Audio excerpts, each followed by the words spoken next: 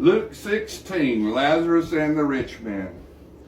He also said to his disciples, there was a certain rich man who had a steward, and an accusation was brought to him that this man was wasting his goods. So he called him and said to him, what is this I hear about you? Give an account of your stewardship, for you can no longer be steward. Then the steward said within himself, what shall I do? For my master has taken the stewardship away from me. I cannot dig, I'm ashamed to beg. I have resolved what to do, then that when I am put out of my stewardship, they may receive me into their houses. So he called every one of his master's debtors to him, and said to the first, how much do I owe my master? And he said, 100 measures of oil. So he said to him, take your bill, and sit down quickly and write 50. Then he said to another, and how much do you owe? So he said, 100 measures of wheat. And he said to him, take your bill and write 80.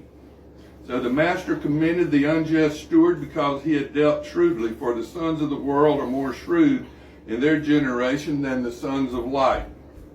And I say to you, make friends for yourself by unrighteous men, that you may fail, that they may receive you into an everlasting home. Who is faithful in what is least is faithful also is much, and he who is unjust in what is least is also in much. Therefore, if you have not been faithful in the unrighteous mammon, who will commit to you your trust to the true riches? And if you've not been faithful in what is another man's, who will give you what you own? No servant can serve two masters, for either he will hate the one and love the other, or else he will be loyal to the one and despise the other. You cannot serve God and mammon. Now the Pharisees, who were lovers of money, also heard all these things, and they derided him.